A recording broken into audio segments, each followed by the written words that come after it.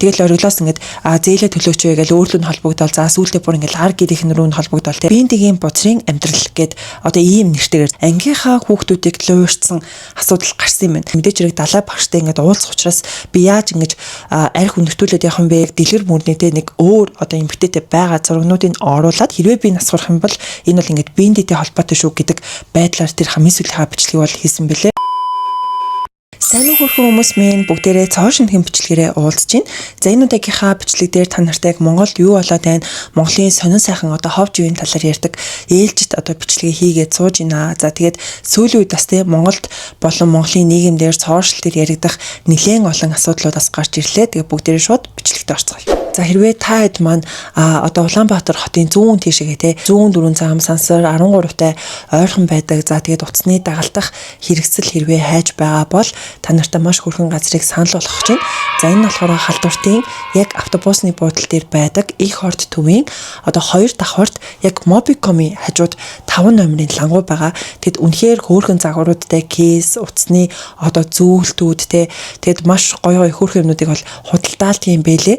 Би тэгэд яг саяхан уцаа солиод бас яг энэ газраар бол өгүүлчлүүлсэн. Тэгээд надад бол яг энэ харилцааны соёл за тэгэл яг тэнд байгаа бараа бүтээгдэхүүн бол үнэхээр их таалагдсан. Тийм болохоор та нартай бас санал болгож байгаа шүү. Тэгээд та хэд маань хэрвээ зүүн зүгтээ ойрхон байдаг хүмүүс маань тэр газраар заавал үйлчлүүлээрэй.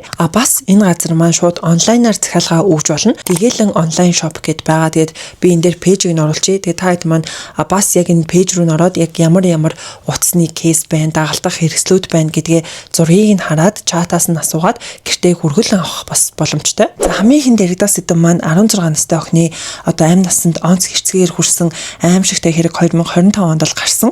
За тэгэд яг энэ хэргийн талаар би шинэ мэдээлэл гарч ирэх болгондоо бичлэг дээр яриад явж ирсэн шүү дээ. Тэгэл ер нь одоо миний бодлоор Монгол улсад энэ хэргийн талаар барыг мэдгүй хүн гэж байхгүй бах гэж бодож байна. Яагаад гэх юм бол Facebook дээр, Instagram дээр, Threads дээр гэд бүгдэн дээр нь яригадаад явж исэн байгаа. За тэгсэн чинь сүүлд гарсан мэдээлэл гэх юм бол одоо хохирогч охины ээж нь давж заалдах шатны шүүхэд хандаад шүүгч гэсэн одоо ингээд хүслийг нь аваад 5 сарын 1-нд энэ давж заалдах шатны ингээд шүүх хурланд болно гэдэг мэдээлэл явж исэн байхгүй.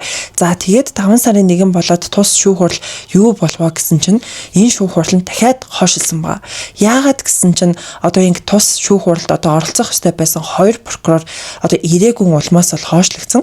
Нэг прокурорын хувьд гэх юм бол яг орон нутагт бас ингэ шүүх хуралд давхцаад урьдчилж одоо сануусны үндсэн дээр бол ирээгүй юм байна. Харин нэг прокурор нь яг ингэ ямар нэгэн одоо шаардлагаар ч юм уу да тий яг яагаад ирээгүй вэ гэдэг нь тодорхойгүй тус шүүх хурал төр ирээгүй. Ийм зүйл бол болсон юм байна. Тэгээд одоо тус тий хохирогч охины ээж ахын өмгөөлөгч нар болон бусад хүмүүс ч гэсэндээ тий ер нь бол маш их хардж байгаа гэдэг нь бол харагдчихсан. Яагаад тий энэ хэрэг одоо хүртэл ингээд айтайхан ингээд шийдэгдэхгүй байгаа юм бэ? Прокурор яг яагаад ирэхгүй байна гэдэг байдлаар хүмүүс хандж байгаа гэдэг нь бол харагдчихсан. Нэгдүгээрт нэг прокурор бас хүнтүүл шалтгаангүй ирээгүй юм байна. Тэгээ прокурорд бол ингээд дуртай хэрэгтэй хаанаас ч нэг алга дарамцаас авчрал орчдөг ш. Тэгээд өөр прокурор ч ордог юм шиг байгаа. Тэгэхээр нэг прокурор нь хүнтүүл шалтгаангүй тэр прокурор нь ирэх бас хуульцсан боломжтой байх. Тэгэхээр энэ олон улсууд энэ бас нэг их хүний зовлон жаргалыг бас нэг үзэн шүүх хуралдаанаа оруулчихгүй тэгээд ингээд энэ хэрэг дээр одоо тэр ирээгүй байгаа те ямар нэгэн мэдээлэл өгөөгүй яагаад ирээгүй вэ гэдэг нь тодорхойгүй байгаа тэр прокурор нь яг энэ хэрэг дээр бүр ингээд эхнээс нь хавуулаад байсан буюу яг энэ хэрэг дээр бол ингэж ажиллаж исэн прокурор гинэ. За тийм учраас хүмүүс үүн дээр маш одоо шүүмжлэлтэй хандж байгаа гэдэг нь бол харагдчихсан. Ялангуяа хохирогч охины одоо тэр ээж ахын өмгөөлөгч нар те өнөөдрийн шүүх хуралдаанд прокурор хэрээгүй явдлыг бол би бол хувьдаа шүүмжлэлтэй хандж байгаа. Шүүх хуралдаан ч үгээ хэллээ. Яагаад вэ? За 4 сарын 8-нд хурал товлогдсон гэдэг шалтгааныг бол бид бас хүндэтгэх шалтгаан байж үзэж болно. Энэ бол эрүүгийн эрхийн шийдвэр тухай хуулийн 34-16 зас үндэслэл байна. Яагаад гэвэл давзаалт шатны хурлууд бол 7 хоногор товлогддог. Тэгэхээр урьдаас төлөвлөгдсөн хурал маань олон оролцогчтой гэж давцжээ. За Төмөн Улзий гэдэг энэ прокурор бол энэ гэмт хэрэг дээр маш урт хугацаанд ажиллаж байгаа. Улс орон даяар битгий хэл дэлхийн хүртэл мэдхүүцээр энэ хоёр одоо хүн амны хохирсон энэ хэрэг дээр өнөөдөр ямар нэгэн алга дарамцаас ирүүлэхгүй байх гэдэг бол төрийн нэрийн өмнөөс улсын яллагч хийж байгаа прокурорын хувьд бол асар хариуцлагагүй үйлдэл Прокурорын байгууллагын тухай хуулийн 17 дугаар зүйлд байгаа шүү дээ. Улсын яллагч гэдэг бол төрийн нэрийн өмнөөс шүүх хуралдаанд оролцсон. За тэгсэн чинь уг асуудалд нийслэлийн прокурорын газар ямар хариу тайлбар өгсөн бэ гэхлээр прокурор Баясгалан Өмнө Говь аймгийн Хамбог цумдах сум дундын шүүх хуралд оролцож хуралд давхцах болсон учраас өнөөдрийн давж заалах шатны шүүх хурлыг хойшлуулах тухай хүсэлтийг давж заалах шатны шүүхэд урьдчилан хүргүүлсэн.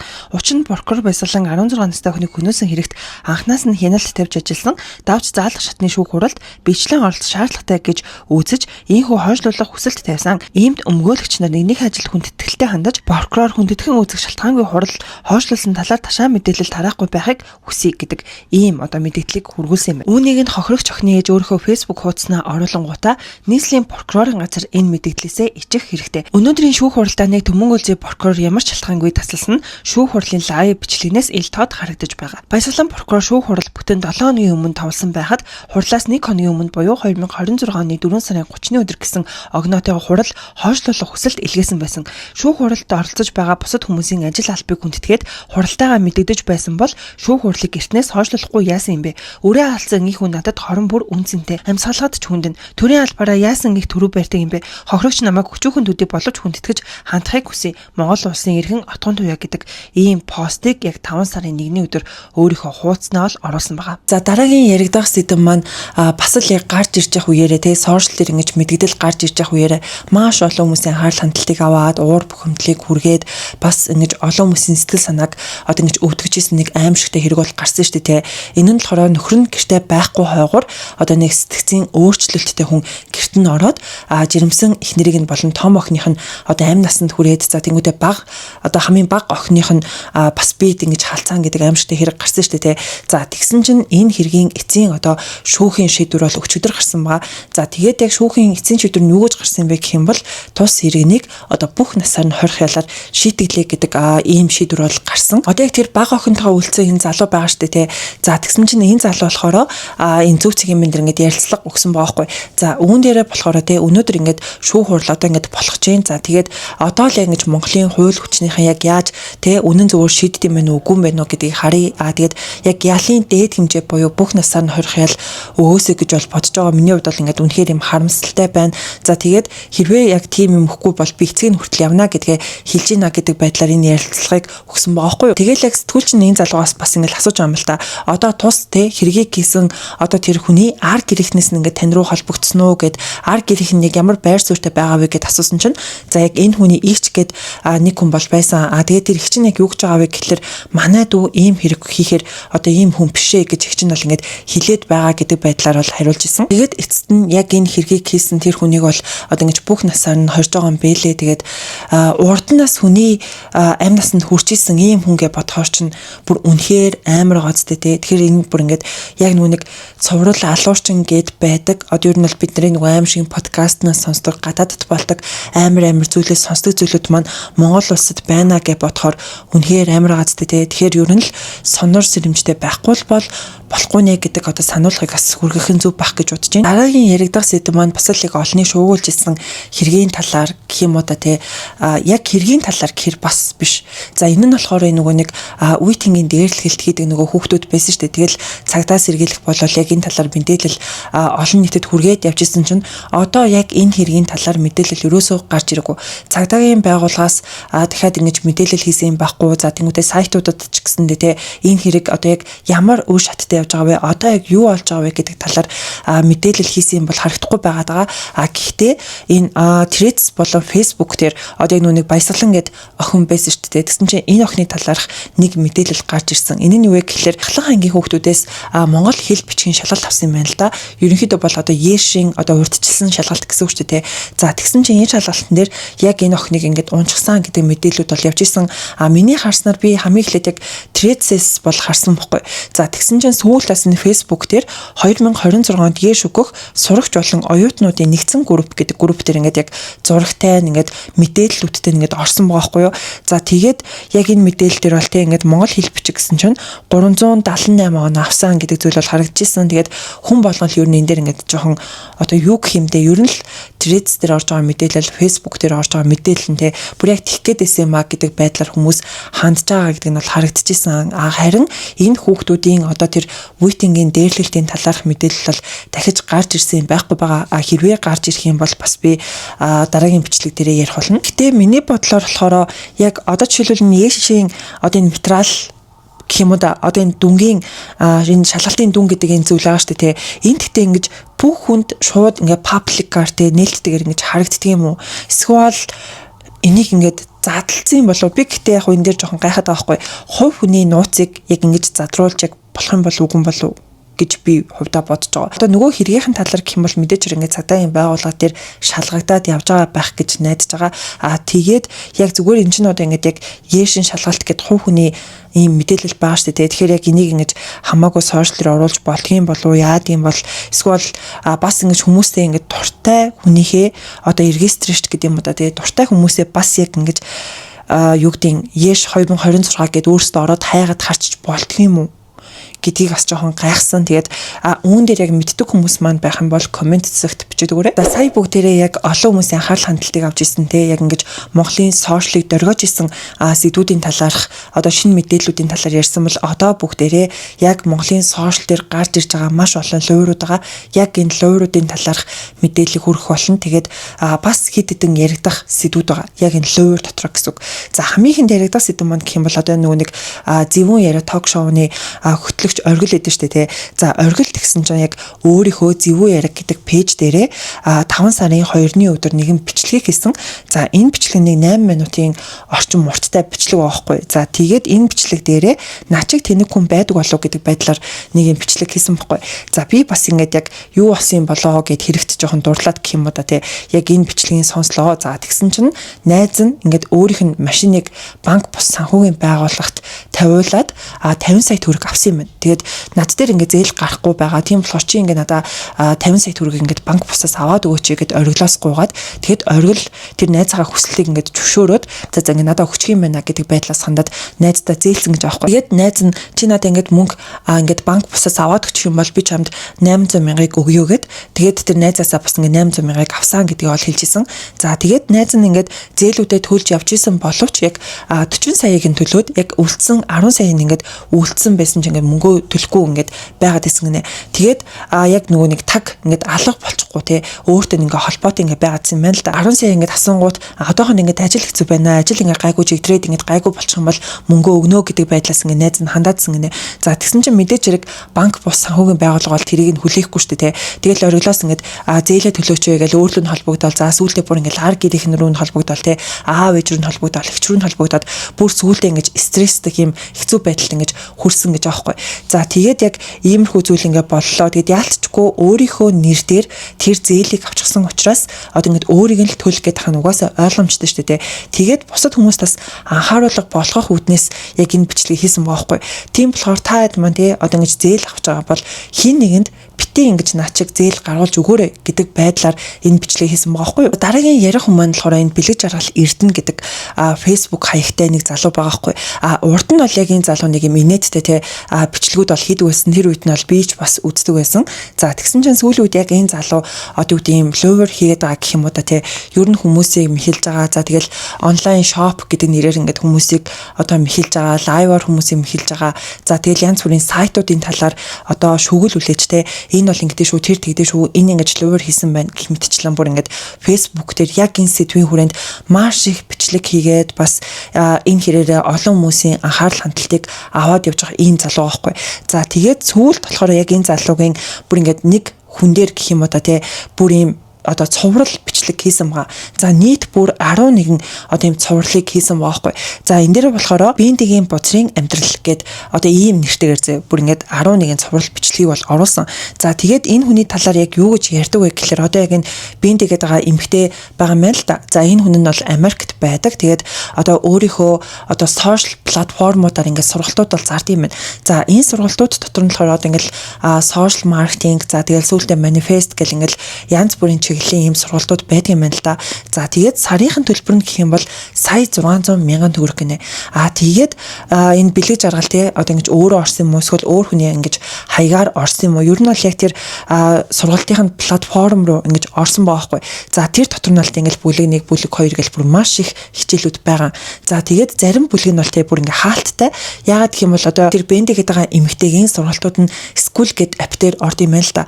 Би бас яг одоо нэг сургалтанд суугаад байгаа байхгүй. Тэр сургалт маань бас яг скул гэдэг аппликейшн нэр бол байдаг. Тийм болохоор би яг скулийг жоохон мэдээд байгаа. За тэгэнгүүтээ яг тэн дээр яадаг вэ гэхэлэр одоо ингэ төлбөрөө төлөнгүүд хүмүүст ингэ тэддэх бүлэг ингэ нээлттэй ч гэдэг юм уу да тий. Магадгүй ингэ тэр хүн 2 сарынхаа төлбөрийг өгчиж одоо бүлэг бүр 7-оор орноч гэдэг юм уу яг нэг тиймэрхүү юм байдаг байхгүй. Тэр одоо эрхийг одоо тэр админ нь өөрөө шийднэ гэсэн үг. Нэг хүнд бүх хичээлээ харуулах юм уу? Эсвэл сар болгон тий ингэж одоо мөнгөө төлөөд явахаар дараагийн бүлэг нэгддэг байх юм уу гэдгийг одоо тэр админ нь өөрөө шийднэ. За тэгээд бэлэг жаргалын ярьж байгаагаар болохоор тий бүх хичээл нь ингэ нээлттэй биш. Хэрвээ ингэ эхний хичээлүүдийг үзээд дараагийн хичээлүүдийг үзье гэх юм бол дараагийнхаа сарын төлбөрийг дахиад л төлөх ёстой. Энэ бол ингэ луур юм а гэдэг байдлаар ер нь бол ярьж байгаа байхгүй. За энэ мэтчлэн бүр ингэ маш олон одоо зүйлүүдийг нь бол гаргаж ирж ярьж илээ. За тэгээд яг ингэ бичлэгээ хийгээд энэ бенди гэдэг эмэгтэйгийн талаар яриад байсан чинь олон хүмүүс яг энэ бэлэг жаргал руу бас баахан юм скриншот гэх юм уу да тий. Наа ч юм бол үнэхээр юм луур тэр хичээлүүдэд нь ингэ одоо аваадах юм байхгүй тий. Тэгээд мөнгөө буцаагаад ингэ авъя гэхээр одоо ингэ мөнгө ингэ буцаах боломжгүй гэдэг хариуг өгдөг. Наад эмэгтэй ч юм бол үнэхээр юм луур ч ингээл за тэгэнгүүтээ бүр урд нь биеэ үнэлдэг байсан. Ийм залууг ингэж луурдчихсэн. За тэр залууг амьдралаар бүр ингэ тоглож исэн ч гэдэг юм уу та тий. Бүр ингэ 9 шидийн одоо чатыг энэ бэлэг жаргал руу бичээд за бэлэг жаргал яг энэ сурал бичлэгүүд дээрээ тэр болгоныг ингэж ярьдаг байхгүй. Энд намайг залж мөрөөд нэг найзлуудаа унтаад таахаа. Тэгээс яадалт иргэн оо гэдэг залууг сааж амраад энэ оо их хөөрхий санагддаг. Эхнэр 2 хүүхэдтэй байсан салсан. Тэгээд биенди өстө хамаг мөнгийг нь хуу амсан да. Тэр уугийнх нь одоо их чинь бас энд байдаг биендийг үцэхгүй. Уу гэдэг залуу бүр сүрсэн гэж байгаа. Нөгөө 2 дахь уу шүү. За тэгээд уун сүулдэ хоолны ч мөнгөгүй болоод байраа төлж чадахгүй хөөгдүүд аргагүй ирэхэнд Монгол явсан. Тэгээд биенди Чикагод ирээд бас яаж зүгээр байх вэ? Эндхийн хитэн хар тамхичдыг дуусгасан. Чикагогийнхаа амар хил амтай ховж ивэн амар нэг хорлоод гүтгээд бичээд үждэг газар. Биендээ хэсэг шуугуулсан. Бас нэг айлын ихнэр ч юм уу нэрээ нуугаад бичээд л байдаг байсан. Байж суух газаргүй болоод бутсан байхаа илээ. Монголчуудаа дуусгаад нэг сервч хөлөө залуудаа явж эхэлсэн. Тэгээд яг бэлэг жаргалын биендийн талаар хийсэн бичлэгнийх нь хамгийн одоо сүүлийн бичлэгэн дээр болохоор ийм дүгнэлт гэдэг байдлаар нэг бичлэг оруулсан байсан байхгүй. За үүн дээр яг юу гэж ярьдаг вэ гэхэлэр биендийн яг энэ байдалтай ингэж олон хүмүүсийг луурдаж одоо ингэж тэр бомтон болсон байдал нь болохоор түүний дутуугийн комплекстэй холбоотой гэдэг зүйлийг ярьдаг.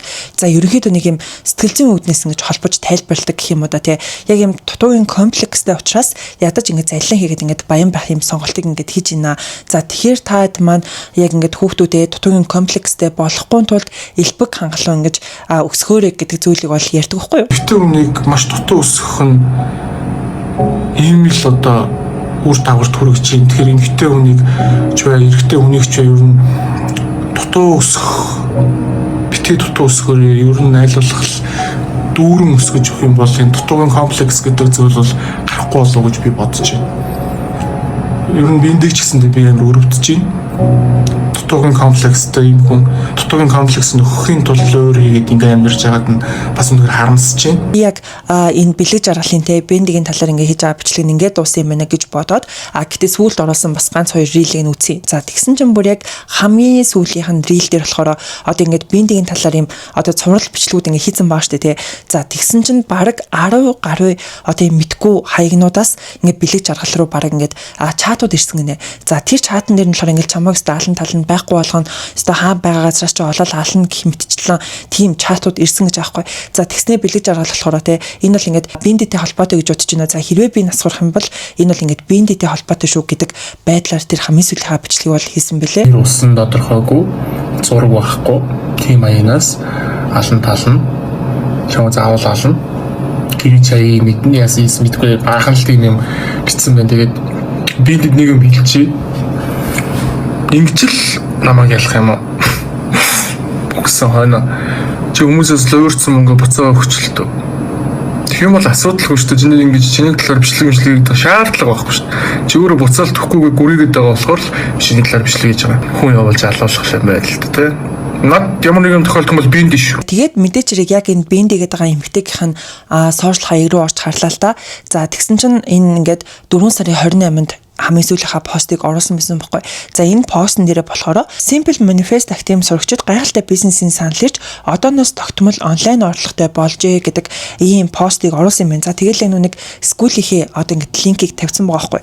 За тэгээд яг энэ скул дотор нь болохоор ингээд нэг хүний оруулсан л пост байгаа юм л та ингээд үр дүн гэдэг байдлаар нэг пост оруулчихсан. За энэ постн дээр нь болохоор сар бүрийн онлайн орлогын хүүсвэртэй босондоо талархъя. Онлайнаар орлого олдог болмоор байна гэж манифест хийсний үр дүнд сар бүр тогтмол долларын орлого олох боломжтой онлайн бизнестэй учирсандаа үнэхээр их баярлаж байна. Манифест хийгээд хэдхэн хоногийн дараа л орчлон ертөнц над руу энэ бизнесийг минь мэдээлэл өгч би ч шүүрч аваад яг мөн талархлаа гэд хийж эхэлсэн. Өдөр бүр өсөн нэмэгдэх орлогоо хараад ямар гоё сургалтанд сууж ямар их үр шим хүртэж байна вэ гэж үргэлж талархдаг. Орчлон ертөнцөө талархъя гэд бах юм зүрхтэй эможи оруулсан нэг юм постыг энэ скул дээр нь оруулсан юм байна.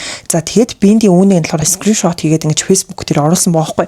За тэгсэн чинь хүмүүс мэдээч хэрэг яг энэ постн дээр нь бол ингээл хаахаа тий дарж исэн мөн зүрх болон лайк дарж исэн хүмүүс исэн.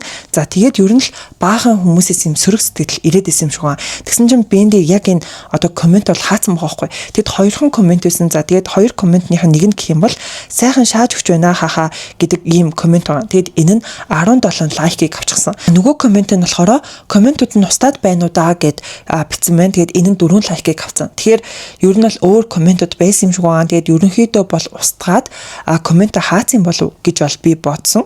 За тэгээд мөн тэрээр 4 сарын 28-ны одоо өглөөний 4 цаг 26 минутанд бас нэг пост оруулсан байгаа байхгүй.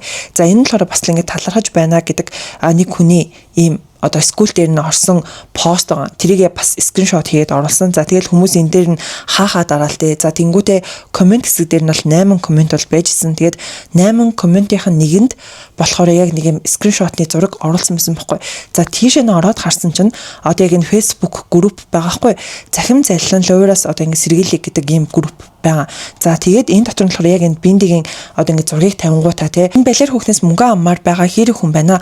2000 гаруй хүнээс зайлаад мөнгө авсан байгаамда хүүхдээ орчлон сургуульд оруулсан хувцас хайж брэнд болгосон гэж онгироод гадаадд байгаа хүнд хууль үйлчлэхгүй юм шиг явж байна гэдэг байдлаар ийм постыг оруулсан байгаа байхгүй. Тэгээд бас яг бэлэг жаргалын ярьж байгаагаар болохоор одоо ингээд би ингээд ийм одоо тэрбумтон болсон би ийм баян болсон. Тэгээд та нарт ч бас ийм болох боломж байгаа шүү. Тэгэхээр миний сургалтанд суугаарай гэдэг байдлаар хүмүүсийг нэлээд одоо юу гэмдэ маркетинг сурталчилгаагаа тэгж хийдэг гэж бол яриад байгаа байхгүй.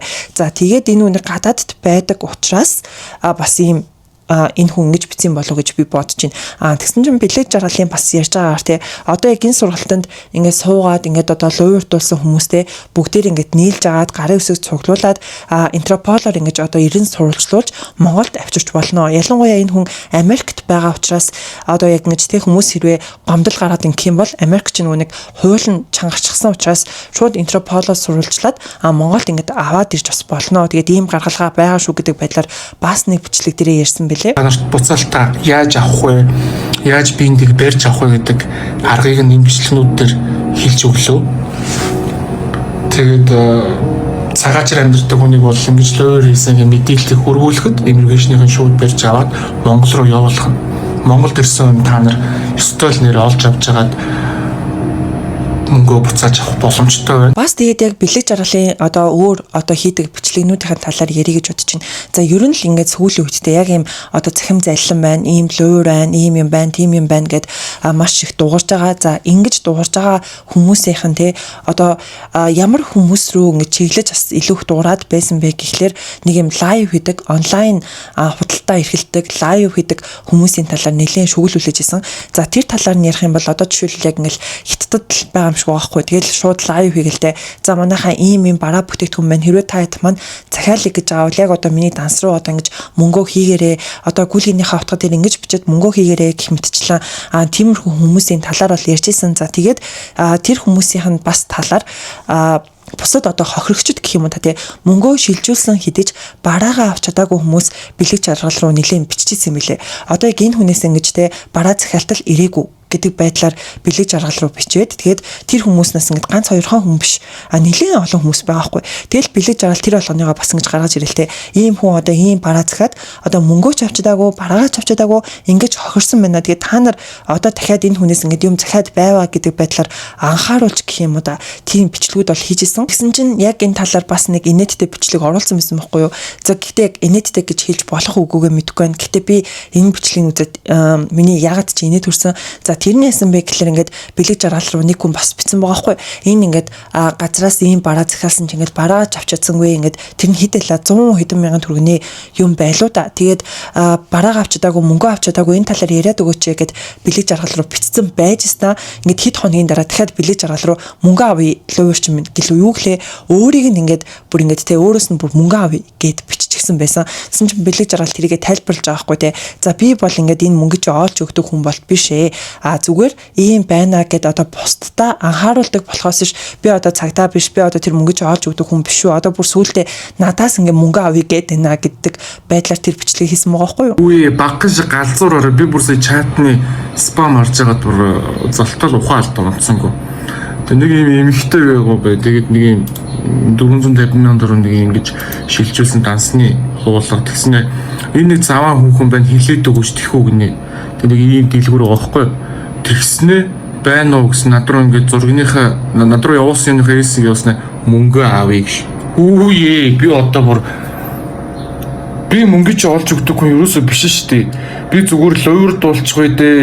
Энэ хүн луур хийдэм байх шүү, болохгүй шүү гэж сэрэмжлүүлдэг хүн болохоос би мөнгө чи олж өгдөг хүн ерөөсөө биш үгүй. Яг энэ онлайн залилан те энэ онлайн шопинг бараа бүтээгдэхүүний залилан ер нь нэлээд их байгаа болов гэж бодсон. Яагаад тэгэхээр сүүлд бид нар 4 сарын сүүлээр нэг найзуудтайгаа уулзсан чинь манай бас нэг найз яг иймэрхүү зүйлд одоо хүртэнгөө алдсан байгаа хгүй. За тэрний яасан бэ гэсэн чинь нэг газраас ингээл нэг цамц юу юучил ингээд захиалсан юм байна л да. За тэгээд удахгүй ингээд хэд хоног ингээд танд очичноо гэдгсэн чи ерөөсөө ирэхгүйсэн гинэ. Тэгээд 7 хоног 10 хоног ерөөсөө ирэхгүй болохоор ингээд хүү ингээд юм чи ингээд ирэхгүй байж тээ яагаад ингэж ямар удтай юм бэ гэж ер нь ингээд жоохон маргаан болсон юм байна л да. Тэгээд нөгөө газар нь бас нэг юм болохоор ингээд блоклчдаггүй, алга болдоггүй, хариулаад ингээд хэрэлдээд идэх газар гэсэн гинэ. Тэгээд хэрэлдэж байгаа бүр сүултээ би одоо ингээд бүү гэх тэнгүүтээ бас нэг аюултай юм болохоор манай тэр найз одоо ингээд нөхрийнхөө зургийг хүүхдийнхаа зургийг ингээд Facebook дээр ингээд паблик оруулдаг байсан гэж аахгүй. Тэгсэн чинь би одоо ингээд танаа нөхрий чинь танаа хүүхдийн чинь ингээд та нар ингээд бүгднийг ингээд бөөдөд бараг л ингээд юм хийлгэн гэж бүр сүрдүүлсэн гинэ. Тэгээд тэгсэн чинь маа тэр найз бүр ингээд уур нь хүрээд би ч гэсэн адилхан бөө гэснэ хоёлаа адилхан тэгвэл ингээд бөөлцөө мөөлцөө гэдэг ингээд бөө хэрүүл болсон гэж аахгүй. Тэгээд бөө юм болж нөгөө газар нь бүр ингээд бараг л одоо юу гэнтэй адилхан ингээд бөөлцөн энэ тэр гэхээр найс юм уу яасан. Тэгээд тэр мөгийг нь буцаад ингээд шилжүүлсэн гэж тэгжсэн. Миний бодлоор яг тэр газар бол те магадгүй манай найзд мөнгийг нөхсөн ч одоо ингээд мөнгөө буцааж өгөөгүй маш олон хүмүүс байгаа. Яг тэр газар бол те маш олон хүмүүсийг бас ингэж залилсан бах гэж бол би бол бодсон. Тэгэхээр ер нь л энэ онлайн те энэ бараа захиалга нэлээд эвгүй байгаа юм билээ шүү. Тэгэхээр манайхан та нар яг тэр хүмүүсийн ингэж яг ихтгэлтэй юу үгүй юу гэдгийг те ингэж пэйжийг харж байгаа, юмээ сайн судалж байгаад ер нь захиалга хийхгүй бол маш хэцүү юм билээ. За тэгээд бэлэг жаргалтай холбоотой дараагийн луурын асуудал юу вэ гэх юм бол одоо нэг юм сайтууд бас байна гинэ. Луур хийдэг сайтууд. За тэгээд үүнийгээ болохоор яг энэ IC-ийн мен дээр ярилцлага өгсөн байгаа байхгүй. За энэ сайтууд яг яа гэм бэ гэх юм бол одоо жишээлбэл энэ reward цэг юм гэх мэтчлэн сайтууд байгаа юм л да. Тэгээд яг энэ мэтчлэн ингээд хит хитэн сайт байна гинэ. Тэгээд яг үйл ажиллагаа нь яг ингэж адилхан явдаг. Бэлэг жаргалын хэлж байгаагаар болохоор те энэ сайтуудын цаанд байгаа хүмүүс нь яг л нэг хүн байгаах. Зүгээр өөр юм сайтууд нэгээд ингэж ажилуулад байгаа юм болов уу гэж харж байгаа. Яагаад гэвэл яг ингэж одоо үйл ажиллагаан те яг ингэж байгаа байдал нь яг адилхан байгаад байгаа гэдэг тайлбарыг бол өгч исэн. За тэгээд энэ нь яг яадаг вэ гэхэлэр ингэж би энэ рүүгээ урилга явуулаад за тэгээд одоо тэр хүн тэр одоо энэ сайтад нэвтэрч орохын тулд заавал мөнгө төлдөг гэж аахгүй. Тэгээд яг тэр урилгыг явуулсан те одоо найз руу ч юм уу одоо ингэ лав ээж рүүгээ те урилга явуулсан хүн болохоор нэг хүн оруулахаараа 7000 төгрөг авдаг гинэ өөрөө. Тэгээд ингэж одоо би энэ рүүгээ явуулаад нэг ийм луур бас байна гэдэг байгаа байхгүй. Тэгээд одоо тэр нөгөө хүн урьсан хүн өөрөө 7000 төгрөг аваад нөгөө орж байгаа хүн маань бас ингэ нөгөө мөнгө төлөөд орно штэ. Тэгээд тэр үлдсэн мөнгө нь яг энэ сайтын тэр одоо арт байгаа хүмүүст ингэж очдог ийм сайтууд байна. Тэгээд энд яг хэн ороод байна вэ гэхлээр одоо яг энэ хөдөө орон нутагт байдаг хүмүүс за тэнгуүдээ 10 жилийн хүүхдүүд бүр маш их орж ийн гинэ. Тэгэл яг тий мөнгө олох нэрийдлэр ингээл нэгнийгээ урал ингээд ийм зүйл ингээд болоод байна. Тэгэд яг үнэндээ тэр 10 жилийн хүүхдүүд энэ хөдөө орон нутагт байдаг хүмүүс өөрсдөө ингээд хохироод яваад байна гэдэг байдлаар ярьдаг байхгүй. За бас яг энэ сэтгүүлч ингээд асууж байгаа. Энэ сайтуудын арт те байгаа хүн нь гадаадд идэм шүү, Монголд байдгүй юм шүү гэсэн чинь яг Монголд идэм бидлээ ингээд домен хаяг нь болохоор ингээд яг Монголд гэж зааж исэн. Тэгээд тэрийг ингээд харангуут цагдаагийн байгууллага дээр харт ансанд орсон ийм одоо хаягууд байд юм билээ гэж хэлж байгаа байхгүй юу. За одоо манайхаа яг энэ лууртай холбоотой сэдвийн хамгийн сүүлд яригдах одоо нэгэн постыг хэдүүлээ ярих чинь. За энэ нь болохоор ангийнхаа хүүхдүүдийг луурчсан асуудал гарсан юм байна. За энэ нь тулга сайхан гэдэг хүний одоо Facebook дээр 4 сарын 29-нд орсон нэгэн пост байгаа байхгүй юу.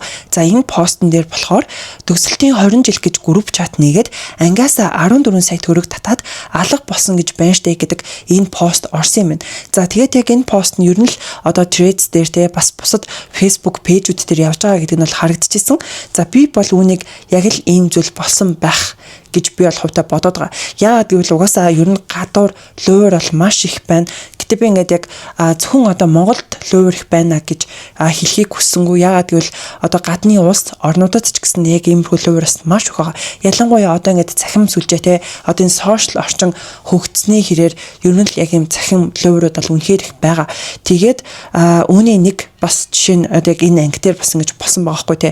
Бүр ангийнхныгаа ингэж лууртад алга болсон гэдэг ийм кейс гарсан байна. Би тэгээд үүнийг бас л үнэн бах гэж бол бодож байгаа. Та хэд маань үүн дээр яг юу гэж бодож байна гэдэг маань хан комент хэсэгт бичээрэй. За би ягаад яг энэ луурын талаар ингэж яриад байгаа вэ гэхэлэр угаасаа яг энэ луур бол үнэхээр их байгаад байгаа хгүй. Тэгээд бид нар бас ингэж бодд юм байна л да. Яг ямар хүмүүс нь ингээл энэ хэдд ингээд луурдуулаад идэв. Яг ягаад ингээд луурдуулаад байд ингэж бид нар боддог мөртлөө яг үндэ бид нарын эргэн тойронд одоо ийм зүйлд орсон хүмүүс байдаг юм байна л да. Одоо жишээлбэл би яг сүүлд нэг хамаатны хичээсээ сонсоод бүр гайхсан бохгүй. Одоо би яг ингэж боддог өнцгөр ингэ бодож байгаа шүү дээ тий. Одоо ямар хүмүүс бас ингэж одоо луурт одоо өртөөд идэм болоо ийм луурд байдаг гэдгийг хүмүүс одоо мэддэг болсон байхтаа гэж бодож исэн чинь үгүй юм байна манайхаа. Ер нь мэдгүй ингэж итгэждэг тий нэг тийм гинэн цайлхан бас хүмүүс байдаг юм байна. Үнэхээр л үний юм бэлгүүдээ гэж бодоод орчдөг. Тэгэхээр хэдүүлээ яг би юу хэлэх гээд байна вэ гэхэлэр дүү нартаа аав ээж нартаа маш сайн анхааруулж хэлэхгүй болохгүй шүү гэдэг сануулгыг хүргэх гээд байгаа байхгүй. Ялангуяа энэ луур хийж байгаа хүмүүс чинь те 10 жилийн хүүхдүүд рүү эсвэл магадгүй нөгөө хөдөө орон нутагт байдаг хүмүүс рүү бас яг бидний аав ээж нар л чиглэж энэ одоо лууруудаа хийж байгаа штэ те. Тийм учраас бид нар одоо хайртай хүмүүстэй урьдчилж сануулж ийм юмнууд байдгийг шүү. Бити юмд ороорой, бити итгээрэй гэдгийг бүр ингэ сануулж хэлэхгүй болохгүй байхгүй. Тийм болохоор би бас нэг юм сануулга хүргэе гэж бодоод энэ удаагийнхаа бас бичлэг дээр ярьлаа. За одоо бүгдээрээ дараагийн яригдах сэдв рүү орж байна. За энэ сэдв нь бүжигчин төөгөө буюу саруулт төгстэй холбоотой мэдээлэл байгаа. За ер нь л сүүлийн үед одоо энэ төөгөөгийн те оруулж байгаа пост бичлэгнүүд одоо би ерөөсөө дагдаггүй мөртлөө миний Facebook дээр маш их гарч ирж байгаа. Тэгэхээр ер нь бол яг энэ хүний оруулж байгаа пост одоо энэ рийлнүүд тэр хэмжээний их хандлт аваад за хандлт авахар чи мэдээж хэрэг нөгөө бусад хүмүүс тас ингээд санал болгоод байдаг шүү дээ те. Тэгэхээр тэгж гарч ирж байгаа болов уу гэж хараад байгаа. За төөгөө яг сүүлийн үед те AI дээр одоо ингэж чиглэсэн AI-аар одоо хийлгсэн бичлгүүдийг маш их оруулж байгаа. За хамгийн эхлээд болохоор яг юмтэй киноны дүр эсвэл хүүхэлдэйн киноны дүрүүдэд одоо ингэж хүмүүсийг хувиргаад те ийм бичлэг эхлээд хийжсэн. За дараа нь болохоор яг нэг юм киноны одоо зураг авалт шиг гэх юм уу да те өндөр барилгаас ингэж үсэрж байгаа. За тэнгуүдээ нөгөө нэг одоо юу гэдэг штэ Marvel бид шүү дээ яг Marvel-ийн дөрөвч шиг ингээл хүмүүсийг аварч байгаач гэдэг юм уу та тий яг тиймэрхүү байдлаар нэлээд ингэж хиймэл оюухаа нэг ашиглаад тийм бичлгүүд ихээхэн оруулсан бохгүй. Тэгээд зарим бичлэгнүүд нь болохоор ингээл яг өндөр барилгаас унж байгаа тий одоо тэр ингээл яг Улаанбаатарт байдаг барилгууд байгаа байхгүй. Тийм ингээл барилганаас унж байгаа юм шиг бичлгүүд хийгээд байсан чинь за сүүлд нэг ийм мэдээлэл гарсан. За энэ нь болохоор бүжигчин төөгөө буюу саруулт төгст цагдаагаас анхааруулга өгчээ гэдэг одоо яг энэ мэдээлэл мэдээлэл бол бас миний Facebook дээр нэлээд их гарч ирсэн. Яг гэх юм бол тэ AI ашиглаад өндөр байдлаас унж байгаа юм шиг ийм бичлэгүүд оруулах нь өөрөө бас ингэж зөв биш юм аа. Яг тэгвэл хүүхдүүд хараад даан дуурайх магадлалтай юм а гэдэг ийм анхааруулга байдлаар гэх юм уу да тийм их постуудыг би бас нэлээд олон харсан байхгүй. За тэгсэн чинь яг энийг нь Занадиа цэгмэн гэдэг нэг юм сайт дээр оруулсан юм л да. За тэгээд энэ дотор болохоор бүтгэгчин төөгөө буюу саруул төгс сүүлийн үед өөрийгөө өндөр барилгуудаас ихээхэн нисэж бууж байгаагаар AI-аар бүтээж энэхүү видеого өөрийн цахим хуудастай олон нийтэд нээлттэй байршуулж байгаа. Энэхүү үйлдэл нь бага насны, өсвөр насны хүүхдүүд мэдээллийг ямар ч шүүлтүргүйгээр шууд хүлээж авах даган дуурайж болзошгүй буруу алхам хийхэд хүргэж мэдхээр шууд бусаар уриалсан сурталчилгаа болж байгаад олон нийтийн зүгээс шүүмжлэлтэй хандж байна. Иймээс иймэрхүү болчмгүй хүүхдийн амь нас эрүүл мэнд сэтгэл зүйд аюул учруулах үйс бичлэгийг захин орчинд нийтлэхгүй уриалахгүй байхад анхаарч ажиллахыг цагдаагийн ерхий газрын хэвлэл мэдээллийн төв кибер аюулгүй байдлын зөвлөлөөс анхааруулж гэдэг одоо яг ийм нийтлэл орсон байгаа байхгүй. Тэгэд энийг миний харснаар зөвхөн энэ сайтаас гадна ер нь нэлээд олон одоо пэйж өмнөд дээр бол ороод явж байгаа бол харагдчихсан. Тэгээд би бол үүнд шууд итгэсэн байхгүй. Нэрэл төгөө иймэрхүү бичлэг оруулаад байсан. Тэгээд цагдаагийн байгууллагаас нэрэл юм анхааруулга мэдээллийг өгсөн бах та гэсэн чинь төгөө өөрөө үнийг няцаасан. Ингэж няцаахтаа болохоор 5 сарын 4-ний өдөр одоо яг өөрийнхөө төгөө саруул төгс гэдэг Facebook одоо пэйж дээр нэгэн одоо пост мэдээллийг гэх юм уу та тий оруулсан. За тэгээд ингэхдээ яг саний мэдээлэл дээр тий ингээд худал мэдээ гэдэг одоо ийм зүйлийг бичээд за тэгмүүдээ нэлээд урт одоо текстийг бол бичсэн байсан. За үүн дээрээ болохоор өнөөдөр Facebook дээр бараг 30 орчим пэйжнээс зохион байгуулалттай миний талаар худал мэдээлэл тараалаа. Ямар ч цагдаа надтай холбогдоогүй.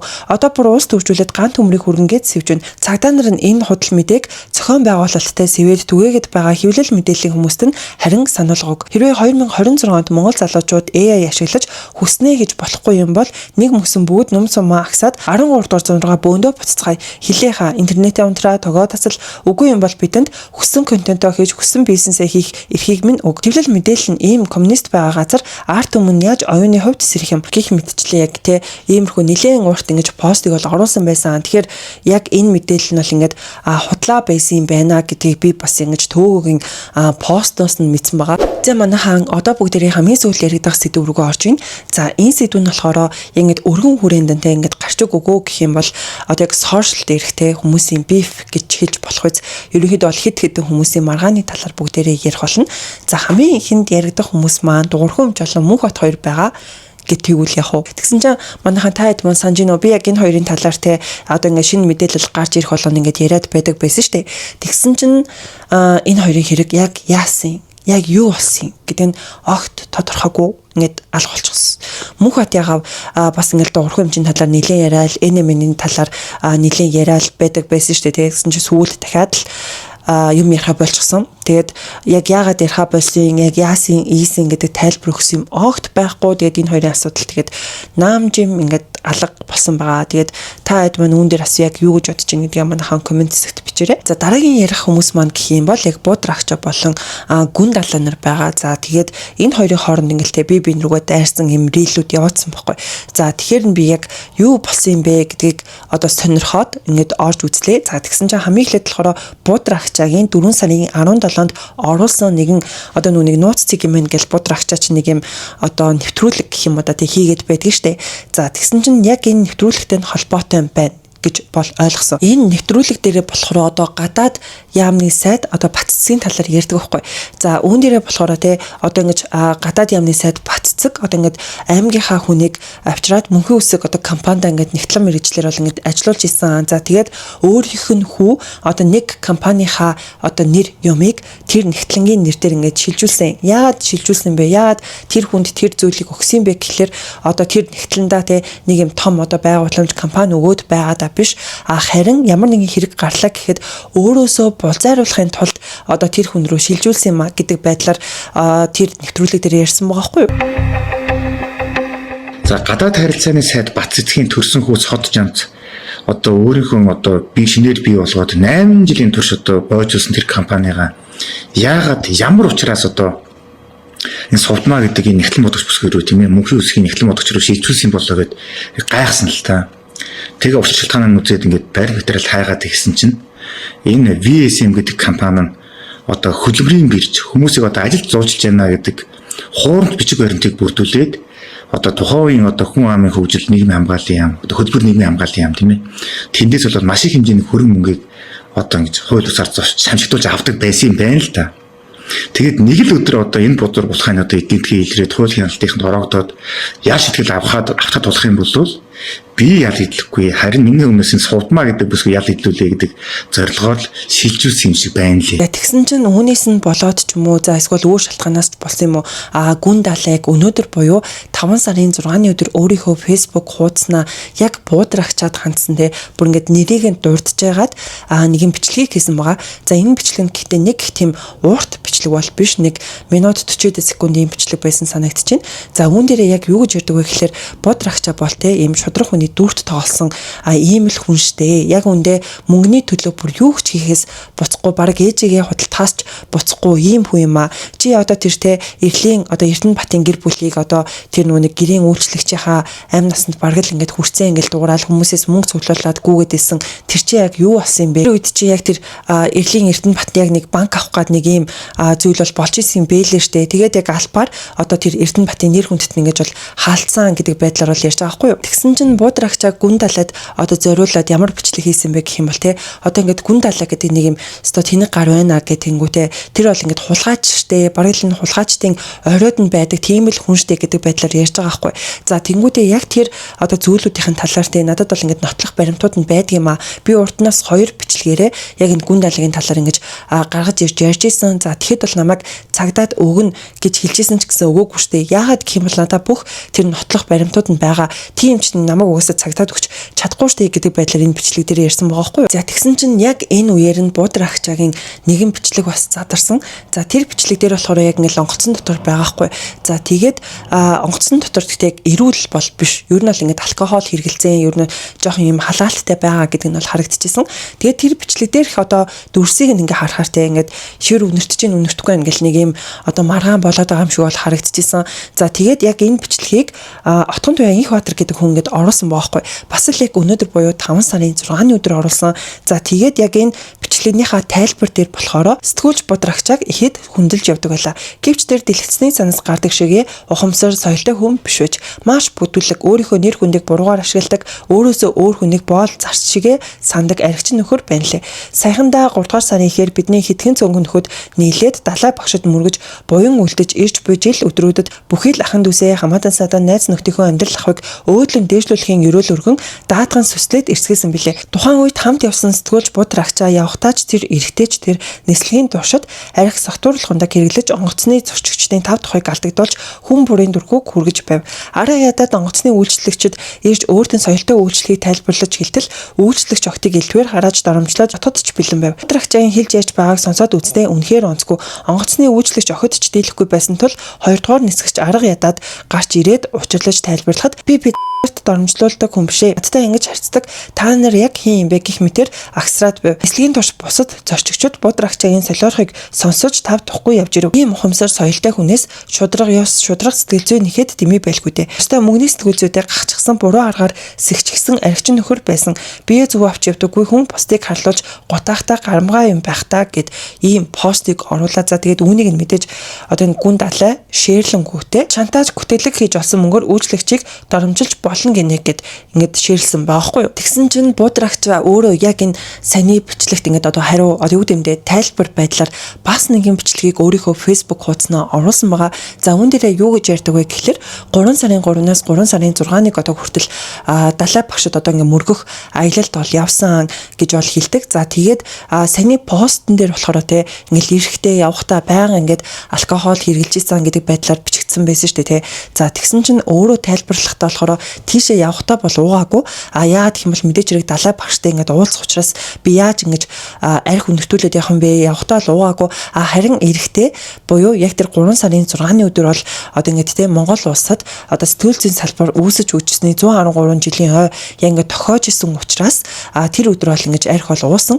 Гэхдээ онгоцонд уугаагүй. Угаасаа яг тэр онгоцонд ерөөсөө ингэж алкогол хэрэглэж болохгүй, бүр вайнж ууж болохгүй байсан. Тийм учраас нь яг тэр онгоцондоо суух хүртлээ те 7 цагийн турш ингэж автобусд явж байхдаа тэр аялалд явж исэн баяраа хахтай бол ингээд бид хоёр бол арх уусан гэдэг байдлаар бол ярьдаг. За тэгэнгүүтээ мэдээч ингээд шууд нисэх учраас онгоцон суухдаа бол ингээд халамцуу суусан үгүй суусан. Тэгсэн чинь урд ингээд нэг одоо урд нь нэг эмээ уу хоёр ингээд сууж исэн юм шиг баамал та. Яг тэр эмээ нь болохоор ингээд уурлаадсан гинэ энэ залуугаас ингээд ширүү нэртэд байна гэд уурлаад байсан гинэ. Яг тэр бичлэг дээр ингээд яг ширүү нэртэд байна нэ тэр гэдэг ингээд яг тэгж байгаа гэдэг нь бол харагдчихсан. Тэр дэлгэд өнөөдрийн Монгол ширүү нэртэд хүстэй тийм ээ. Тэр одоо ийм байгаа юм. Энэ хүн баян байж болно, ядуулт байж болно. Гэтэ намайг хэлж болохгүй. Би яа ширүү хүстэй.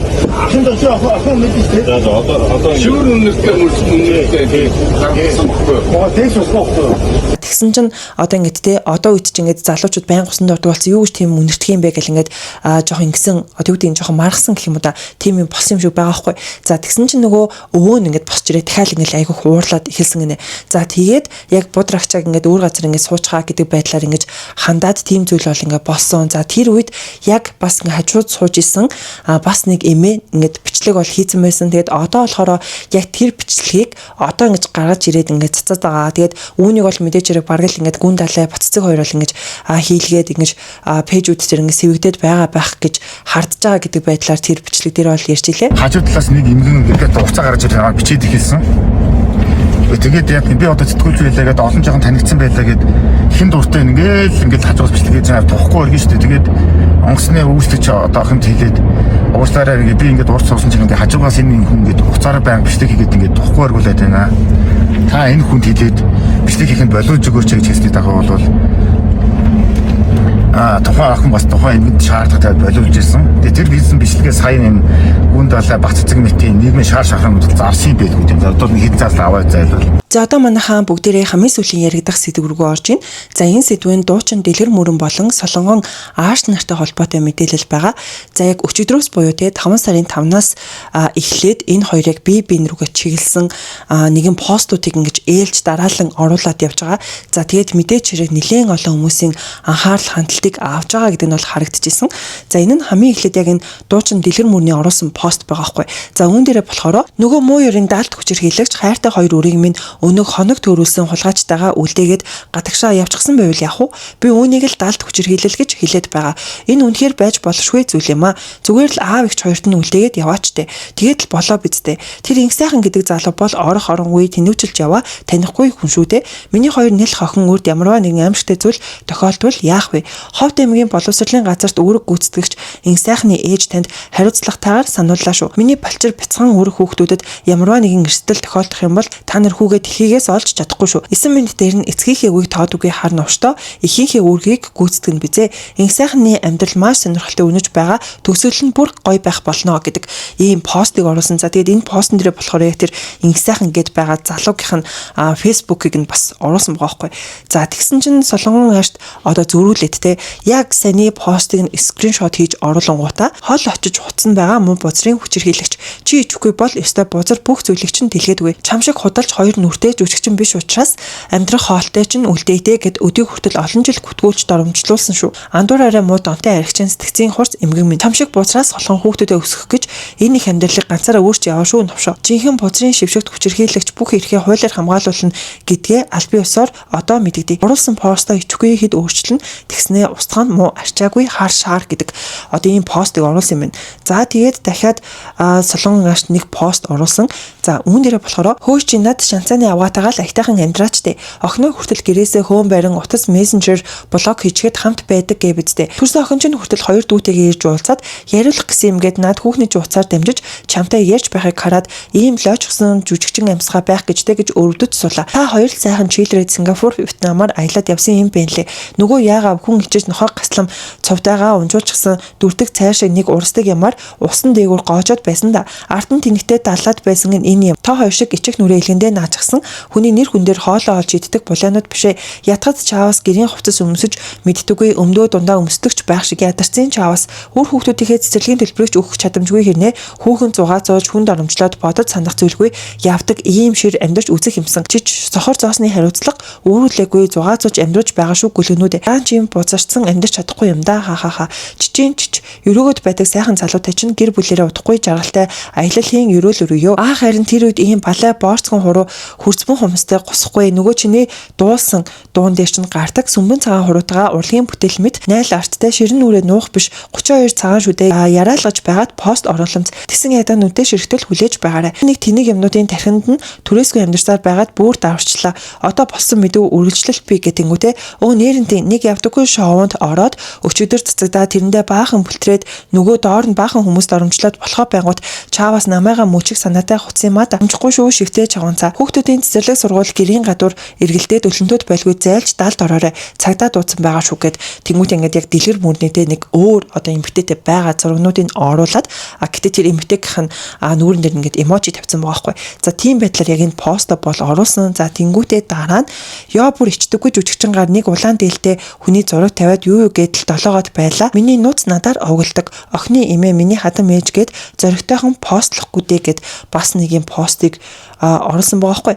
За тэгсэн чинь дэлгэр мөрөн болохоор дараагийн постондоо бүх зүйлийг хууль ёсны дагуу хийхээ мэддэг болсон учраас Баян зүрх дүргийн цагдаагийн газар дуудлага өгч хууль сахиулах албан хаагчдын хамтаар шөнийн 23 цагт очиход бүх гэрэл цахилгаан асаалттай нэлэх болчир хүүхдүүд маань орон гэртээ байсангүй. Бүрхий хүүхдүүд маань хаана хинэд бүлтэгнэд хэрхэн байгаа бол энэ өдөр зөөсий бид хоёр бүбөхийн цэцэрлэг дээр очиж хөөрхөн өрөө тэрвэж үнсээд багштай нь уулзаж дуусаад Бомбардагийнхаа сургууль дээр очиж ангийнхан багштай уулзахад 5 минутын өмнө Инсайхан гэдэг залуу ирээд аваад явсан гэж хэлсэн юм. Үнэхээр бид үр хүүхдийнхээ төлөө сэтгэл санаа зовж байхад харин өнөөх талд хүчирхийлэгч захим хуудасаараа бусдыг хэрхэн доромжилж байгааг та бүхэн харж байгаа байх. Тийм ээ үүнийг даалт хүчирхийлэл гэдэг. Яг ийм зүйлд ганцхан бид өртөөгүй олон аауд ирчүүд хилмөдөж хохирсоор байхаа гэлхэн зөө ёсны хэрэг. Хууль хүчний байгууллага анхааралтай авч байгаад баярлаж байна. Маргааш баяртай мэдээтэй уулзцгаая гэдэг ийм постыг оруулсан байгаа. За тэгээд Солонгон аашдын дараагийн пост нь гэх юм бол нялх хүүхдтэй их нэр чинь чамаас салж байгаа бол чи ганцаардал ядуурлаас амар хүн гэдэг одоо ийм хүүхдээ нэг одоо үгдийн ийм зурагтай гэх юм одоо тэгээ постыг оруулангуудаа тайлбар дээр нь хайртай үрсийнхээ сайн сайхны төлөө тэднийхээ гигийн хүүхэд насыг өчүүхэнд шарах сөрөөгүй бүртийг сүудэргүй байлгахын тулд ээж хүний гаргадаг хамгийн их сууж хамгийн зөв шийдвэр гэж байдаг юм билээ. Би энэ шийдвэртээ өнөөдөрч бүр ингээд ингээд 100 тэрбум гэж амуудаа тий хувь бүр түүнээс ч илүү сэтгэл хангалуун яваа. Охид минь үүрэндээ гэрэлтэй нүдэндээ галтай эрүүл сарвал амгалан тайван өсөж байгааг харах бүртээ хоногийн 20 цаг зүтгэж буй хөдөлмөр маань үнцэнтэй санагддаг. Амьдрал биднийх харин бодол тэднийх гэдэг ийм постыг бас ингэж оруулсан байлээ. За тэгсэн чинь дэлгэр мөрний дараагийн пост юм шиг байгаа. Тэгээд яг энэ постыг нь би сая хайсан чинь бол олдоогүй. Гэхдээ яг энийг нь Солонгон аашд ингээд скриншот хийгээд оруулсан байгаа байхгүй. За үүн дээрээ болохоор хайртай үрсийг минь хамгийн сүүлд харангийн прүс машинтай инг сайхан сургууль цэцэрлэгээс нь аваад явсан бичлэг байна. Холбогдогч этгээд нь тодорхой байгаа боловч сэтгэл санаа яаж тайван байх билээ. Мэдээж тэд нар хайртай үрсийг минь сургууль цэцэрлэгт нь өдөр авчирсангүй. Дураар авирлагч буцрын далд хүчирхийлэгчд хандаж хэлэхэд цэцэрлэг сургуулиас нь байнга тасалдуулдаг чиний энэ дампуу амьдрал хүүхдүүдэд ямар хор хүнэлтэд болохыг ялхах тутамдаа мэдрэх болно гэдэг ийм постыг оруулсан юм байна. За тэгээд үүнийг нь болохоор ингээд Солонгон аашд скриншот хийнгүүтээ бичсэн бүхэн нь хүчирхийлэл занал хийлээр дүүрэн өөр хүүхдийн зургийг тавьж эхийг нь харааж зүхэх күтгэнд оромжилж хаад хүүхдийн хичээл цэцэрлэгээр үгснээ хийж ичихгүй эргэлддэг байна. Хүүхдийн нэг удаа цэцэрлэг сургалтанд зөөж үзээгүй, нэг удаа өглөө оройн хоолыг хийж үзээгүй. Дэвшигт бозрууд ямар нүрээрээ одоо нэг их дүртэй орчих вэ? Хоёр хүүхдээ эрүүл сарвал амар амгалан өсгөж яваа ээж миний амьдрал үйлдэлийг энэ одоо заах уу те? Өөр хүүхэд машиндаа суулгаад хашгирч орилж загнаад бүбөхийн цэцэрлэг дээр очиод хүүхдээ санах бус хүүхдийг зогсоож байгаад асуусан бүх бичлэгч нь байгаа шүү. Одоо шившгийг чинь дэлгэнэ. Энэ одоо үнэн жүжигч юм а. Цэцэрлэгээр нь орсон л юм бол санаачлагаараа төлбөрийг нь төлсөн биз дээ. Тэр малд тийм ухаан байхгүй л те. Та нарын ямрыг бид нар бүр ой гутаж чигшээд яаж тийм үйлдэл хийж чаддаг байна гэд гайхаад сууж байгаа штэ гэдэг ийм постуудыг одоо ингэж оруулсан байгаа байхгүй.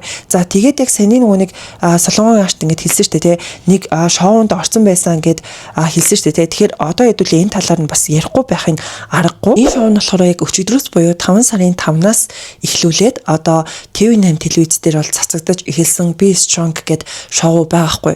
Reality шоу гэх юм уу да тий. За тэгээд яг энэ шоуны одоо хөтлөгчөөр бол Мөнх Тэмбэрэл бол ажиллаж илээ.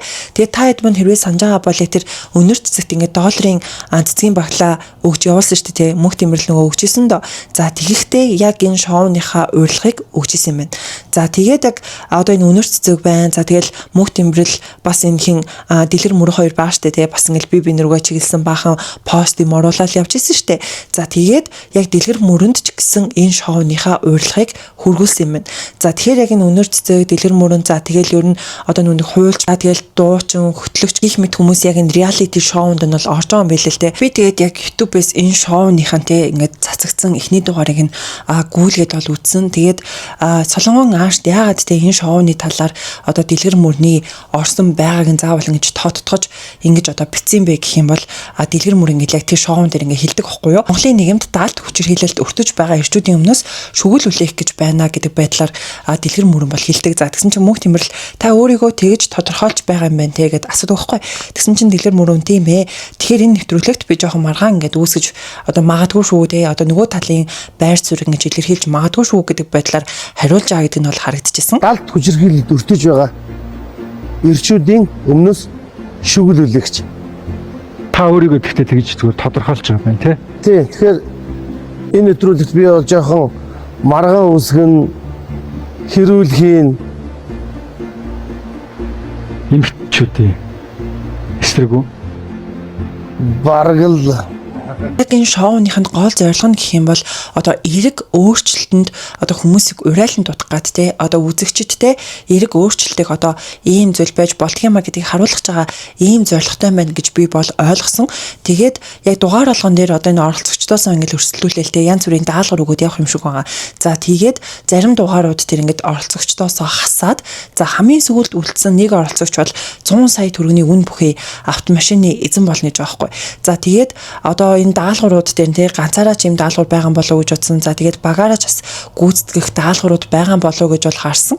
Энэ даалгавруудад нь болохоор ерөнхийдөө оролцогчд маань тий өөрсдийнхөө түүхийг хэлээд за би яг ийм одоо зүйлээ нүүр тулсан юм а. Би үүнийгээ ингэж даван тулсан юм а гэдэг зүйлүүдийг ярих юм байна. За үүнээс гадна яг сэтгэлгээний хувьд одоо бие физиологийн хувьд ч гэдэг юм уу да тий одоо яг ийм биеийн болон одоо сэтгэл зүйн хувьд ийм одоо даалгавар тулаануудыг бол бэлдсэн болов гэж би өөрөө таамаглаж байгаа. Тэгээд тэр болгоноос нь одоо ингэ шалгаруулалтаа явуулсаар хагаад эцсийн нэг оролцогч бол үлдэх юм болов уу гэж бол тэгж бол ойлгосон. Тэгээд та хэд маань яг энэ одоо reality шоуг үзэж эхэлсэн үү, эхлээгүй байгаа юу?